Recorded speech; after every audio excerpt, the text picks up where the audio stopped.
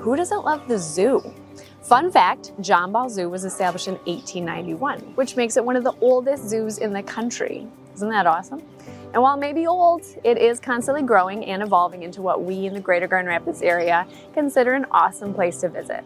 More than 2,000 animals and over 200 species, the zoo's focus continues to be conservation and education.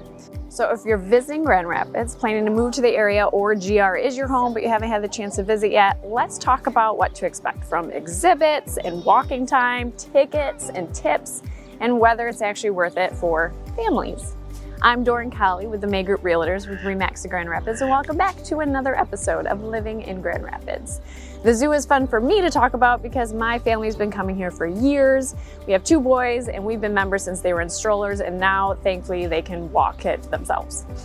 I'm actually filming this just about a week after the zoo opened for the season, and this is a big one. It marks the zoo's 135th year here in Grand Rapids, and there are lots of things in the works. Coming around Memorial Day weekend, they're opening a new 3,500 square foot river otter habitat, which is gonna be awesome.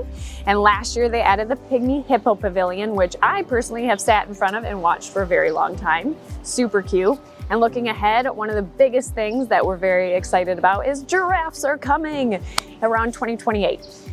So is the zoo worth visiting? Short answer, absolutely, especially if you have kids.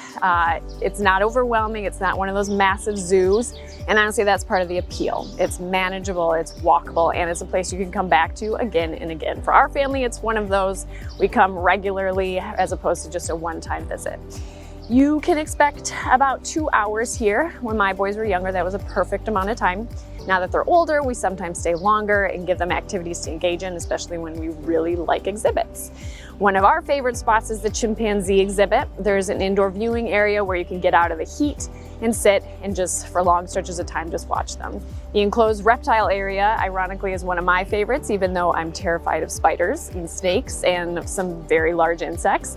They of course have tigers, lions, and bears, but on top of all that, they have camel rides, a hobby farm where you can get up and close personal with the farm animals and pet them.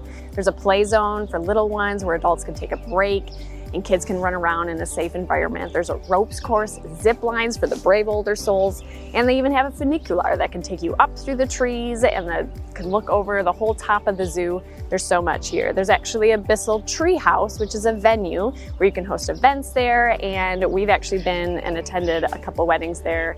It's stunning. I think you'll appreciate the layout too. The walking trails, the shops, the food options, the fresh air. It's just a really lovely way to spend time outside with your kiddos. Ticket prices usually range from $15 to $25 a person. Kids 3 and under are free. If you're planning to come more than once though, I would recommend looking into a membership. For us, it's been worth it. Every year it takes the pressure off of trying to do and fit everything in on one visit so that you can keep coming back more casually. The zoo also hosts some really fun events throughout the year, including special member nights. You got things like the Grand Rapids Festival, Lantern Festival, Wildlife Exploration Days, and the Wild Strides 5K. In the past, they've had a Lumazoo where the whole park transformed into glowing fantasy world. I loved it. And now every fall around Halloween, they have something called Zoo Goes Boo, where there's live entertainment, and essentially kids come dressed up and just go trick-or-treating around the zoo while visiting exhibits. So when the weather cooperates in the fall, this is definitely worth a visit.